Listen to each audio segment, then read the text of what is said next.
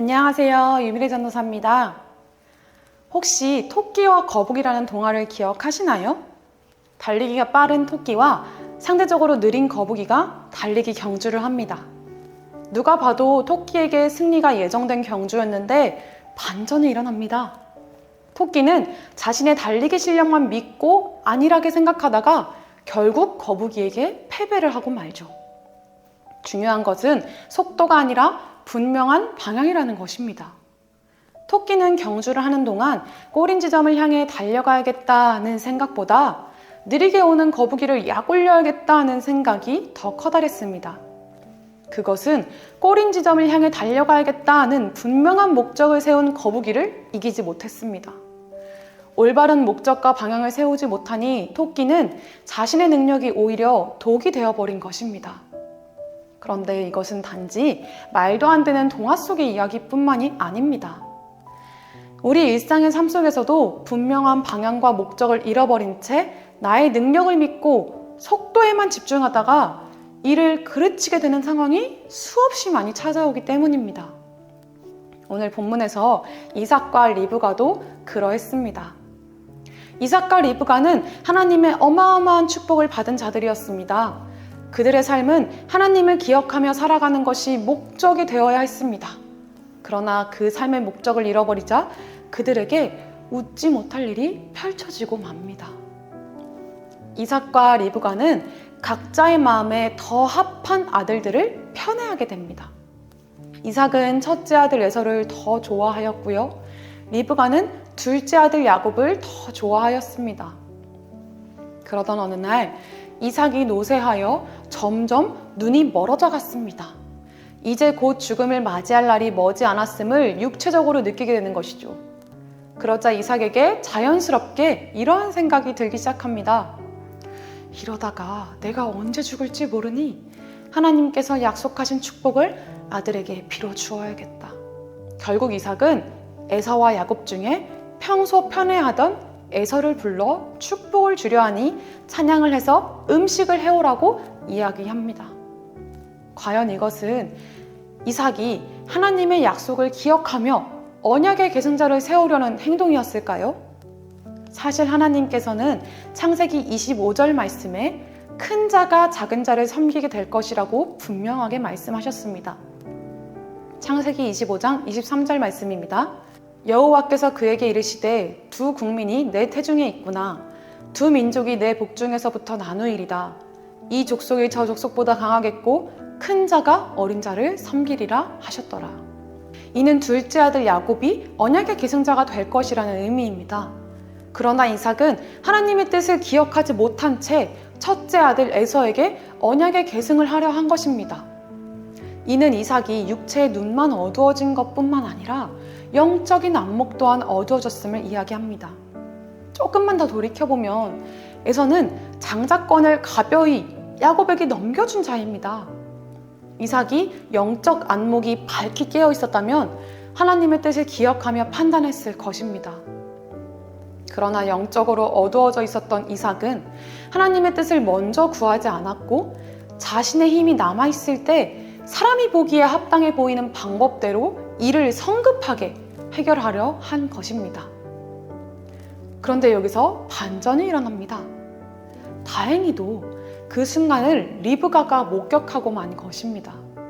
리브가는 에서에게 하나님의 축복이 흘러가는 것을 보고만 있을 수 없었습니다.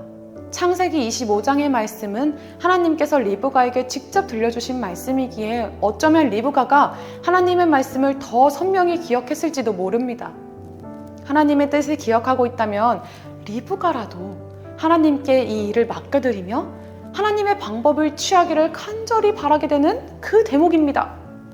그러나 리브가 또한 하나님의 방법이 아닌 사람이 보기에 합당해 보이는 방법대로 일을 성급하게 해결하려 합니다.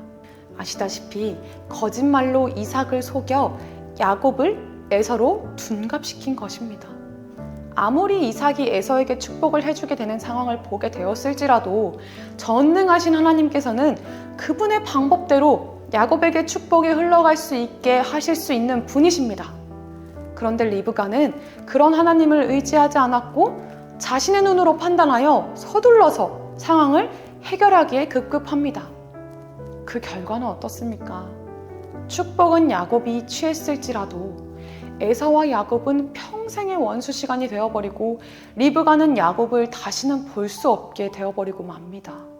이삭과 리브가의 삶의 목적과 방향이 하나님을 제대로 향해 있었다면 어떠했을까요?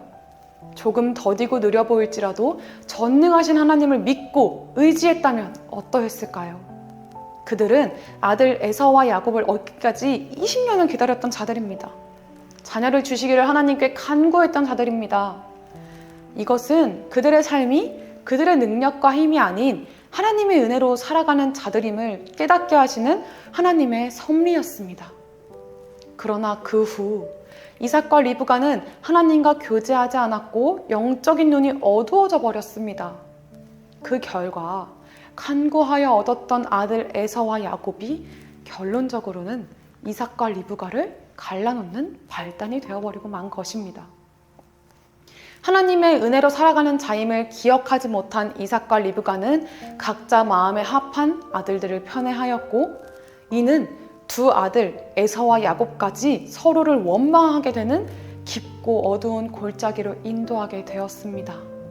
성도 여러분, 혹시 무언가를 결정하기 직전이거나 무언가를 간절히 기다리고 계신가요?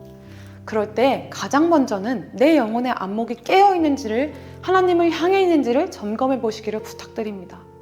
조금 느려 보일지라도 하나님의 방법은 언제나 선하시고 완전하시기 때문에 내 영혼이 올바르게 하나님을 향해 있기만 한다면 나머지는 하나님이 다 책임져 주실 것입니다. 또한 하나님께서 주신 축복의 선물들이 계속해서 축복의 선물로 유지될 수 있는 방법은 하나님과 가까이 교제하는 것밖에 없습니다. 하나님을 믿는 우리들에게는 속도는 전혀 중요하지 않습니다. 속도는 자랑거리가 아닙니다. 우리가 끝까지 붙잡아야 할 것은 우리들의 삶의 방향과 목적입니다. 우리들의 삶의 목적과 방향이 온전히 하나님을 향해 있는 것이 하나님의 자랑이요 우리들의 자랑이 되기를 축복합니다. 말씀을 맺으며 기도하겠습니다. 주님, 여기까지 지내온 것도 하나님의 은혜임을 고백합니다. 주께서 우리를 언제나 선한 길로 이끄시고 계심을 믿습니다. 때로는 내 인생이 내 뜻대로 해결되지 않는 듯하여 답답할 때가 많지만 하나님의 가장 완벽한 때가 있음을 기억하게 하옵소서. 속도에 매여 하나님의 축복을 알아보지 못하지 않게 하옵소서. 우리의 삶의 목적과 방향이 늘 하나님을 향해 있게 하셔서 우리의 인생을 멋지게 책임져 주신 하나님을 경험하게 하옵소서. 예수 그리스도의 이름으로 기도드렸습니다. 아멘. 사랑하는 내 딸아, 너의 자금도 내겐 귀하다. 너와 함께 걸어가는 모든 시간이 내게 힘이라. 사랑하는 아들아, 내 연약함도 내겐 금이라.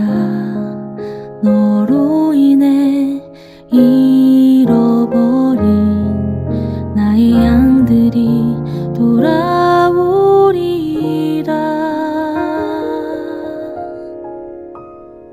조금 느린 듯해도 기다려주겠니?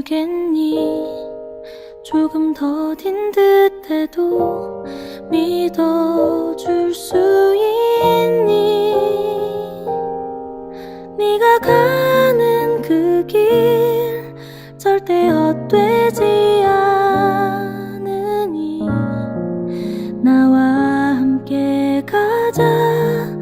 앞이 보이지 않아도 나아가 주겠니? 이해되지 않아도 사랑해 주겠니? 너의 눈물의 기도 잊지 않고 있으니 나의 열심으로 이루리라.